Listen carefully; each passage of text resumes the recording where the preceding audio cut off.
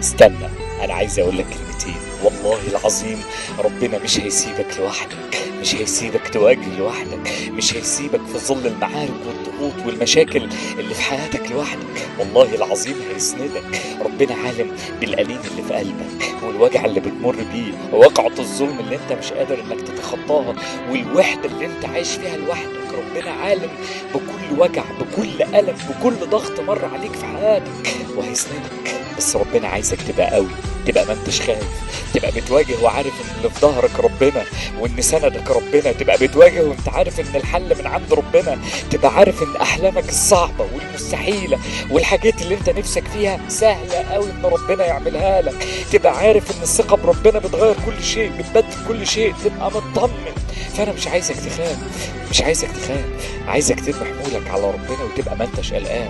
اللي عليك تعمله، اللي عليك تعمله، وسيب ربنا يعمل كل حاجة باقية. سيب ربنا، والله لا هتبقى بطل القصة دي، بطل يتغلب على المعارك، على المشاكل، على الضغوط، على الأوجاع، على كل حاجة.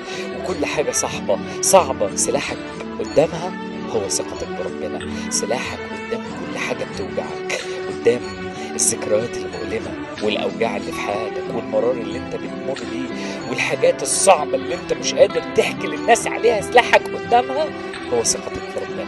فأنا مش عايزك تخاف، هيحلها لك والله العظيم.